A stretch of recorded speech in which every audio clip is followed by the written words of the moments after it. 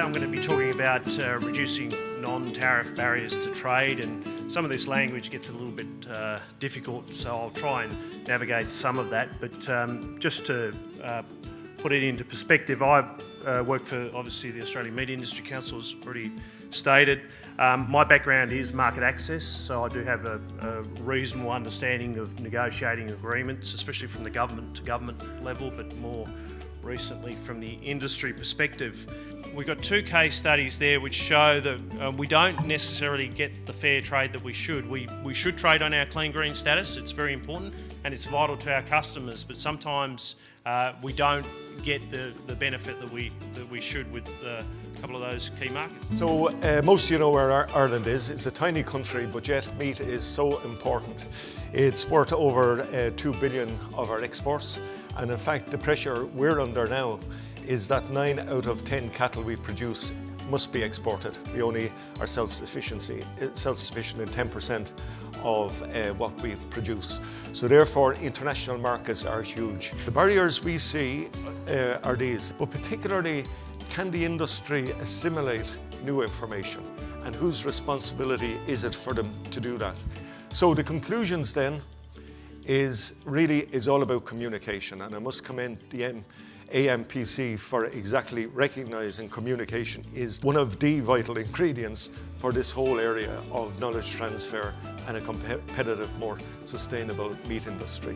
So I'm going to be talking about one definition of sustainability and latest innovations, history and new horizons from a qualities perspective. We do need to make sure we follow any changes in consumer trends, and there's a risk in not following those trends. So it's about controlling tenderisation to meet the need of the marketplace. But the main influences on tenderness are collagen, how much collagen's there, the length of the sarcomere, so how we treat that carcass post-slaughter before rigour sets in, and then the proteases breaking down the structure during the ageing process. Thinking about the concept of innovation, how we actually think about innovation and what we can actually learn. Okay, spectroscopy, there's a definition of it there for you. So it is the interaction between matter and energy from any portion of the electromagnetic spectrum. And I'm going to talk about particularly one of those today. We've been doing some work on in the last few years called Raman. So the question is, if you're a processor and you've got this system of pasture assured beef and you're asked to actually verify that the beef is actually grass-fed. So this is where Raman fits in. And basically what you're measuring when you put light into the matter, in this case meat, energy, you actually get this Raman scattering. And basically it's very unique in the sense that it gives you a good chemical fingerprint for whatever the thing is that you're measuring, whatever the matter is, whether it's liquid or whatever. So here it's actually been used in situ. This is on a lamb carcass, and here on the top side taken out of the carcass. You can see very intense light. How can understanding information about the consumer drive innovation and sustainability for the red meat industry? So what are the future trends that are going to impact not only the agricultural industry, but also the red meat industry? And 3 of these are key around consumers. So specifically, a hungrier world, a wealthier world, and choosier customers are all focused around mega trends on what is it that the consumer wants and how is the consumer changing.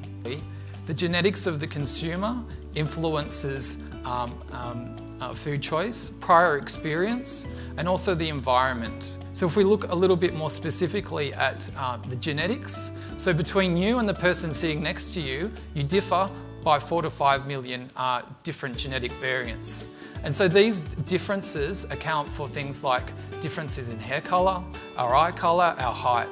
They also differ in how we respond, how we perceive foods, our taste, our smell, how we metabolise food. All of these are influenced through the genetic variation that exists between consumers. Now, before I start this talk, I'd like to say that the red meat industry in general has been quite proactive around environmental sustainability over a long time. Over the last 30 or so years, greenhouse gas emission intensities dropped 14 to 15%. Water consumption's also dropped in the range of 65% across the supply chain. So what we're really talking about today is a bit of a paradigm shift.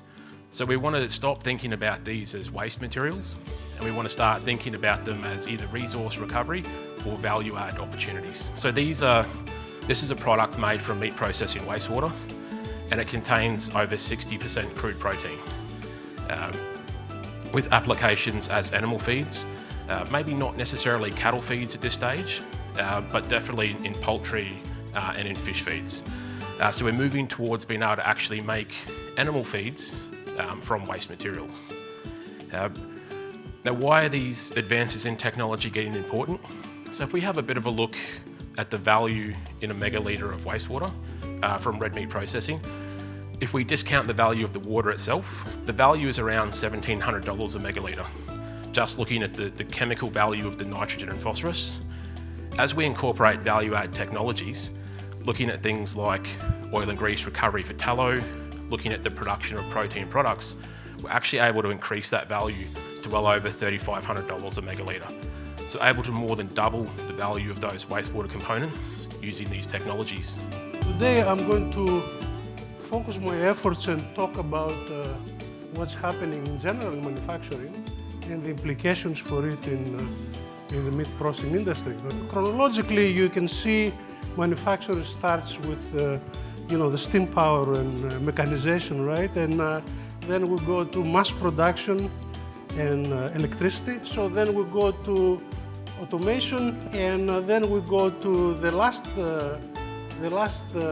Industry 4.0, which is actually the use of Internet of Things, of industrial internet, which involves a combination of sensors, a combination of cloud computing, and a combination of real-time data analytics. So this actually market is a market of $1 billion today in terms of just the hardware.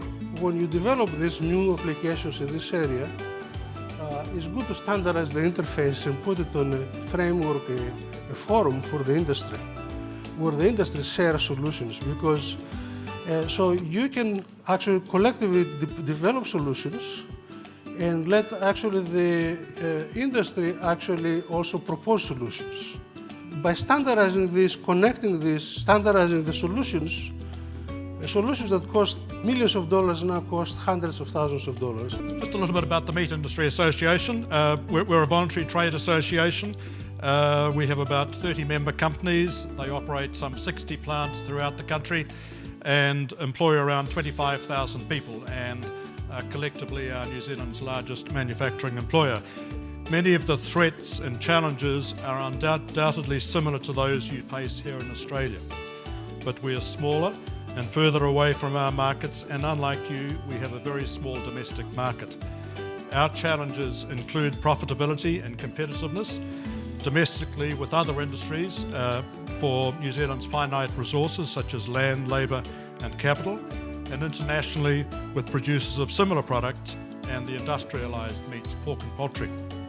We have a strong, clean and green image and a high level of trust for New Zealand product globally, which means New Zealand has a great story underpinning its meat business, like Ireland. But we can't take that for granted and certainly can't slip into complacency. And innovation investment is the key to one of our long-term sustainability. We're turning our attention now to building a vision for the future. Given the opportunities presenting themselves with the new technology and data collection, what might a meat plant look like in 20 years' time? If we were to start again, what would we do?